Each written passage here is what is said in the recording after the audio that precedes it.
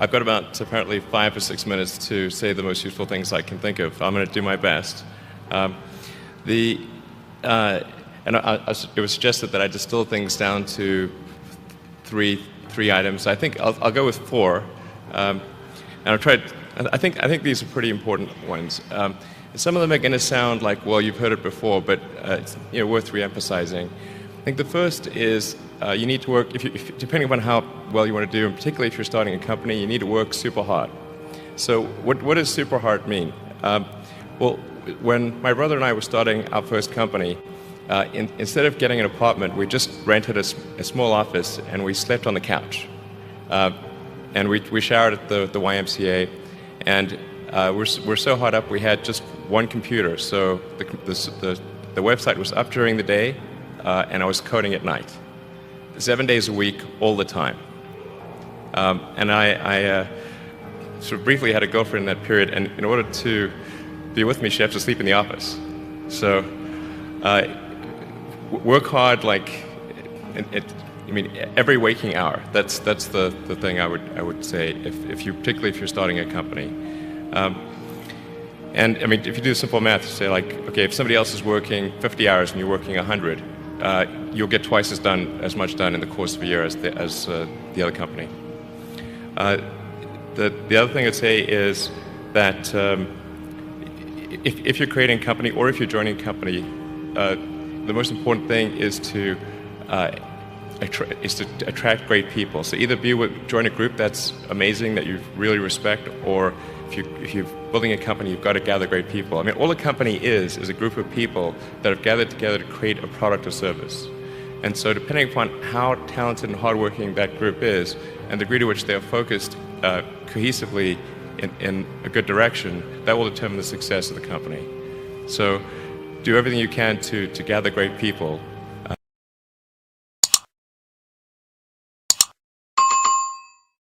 If you're creating a company. Then I'd say focus on signal over noise. A lot of companies get confused. They spend money on things that don't actually make the product better. So, for example, at Tesla, we've never spent any money on advertising. We put all of the money into R&D and manufacturing and design to try to make the car as good as possible. I think that's the way to go. So for any given company, just can keep thinking about, are these efforts that people are expending, are they resulting in a better product or service? And if they're not, stop those efforts. And then the final thing is to sort of don't just follow the trend. So you may have heard me say that it's good to think in terms of the physics approach of first principles, which is, rather than reasoning by analogy, you boil things down to the most fundamental truths you can imagine, and you reason up from there. And this is a good way to figure out if something really makes sense, or if it's just what everybody else is doing. It's hard to think that way. You can't think that way about everything. It takes a lot of effort.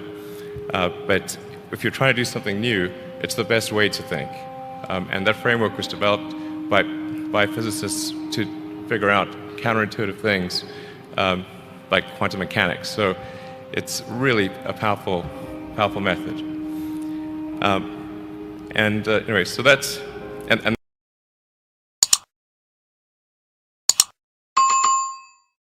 then I think that the final thing I would encourage you to do is, now is the time to take risk. You don't have you don't have kids. As you get older, your obligations increase. So and once you have a family, you start taking risk not just for yourself but for your family as well. It gets much harder to do things that might not work out. So now is the time to do that before you have those obligations. So I would encourage you to take risks now. Do something bold. You won't regret it. Thank you.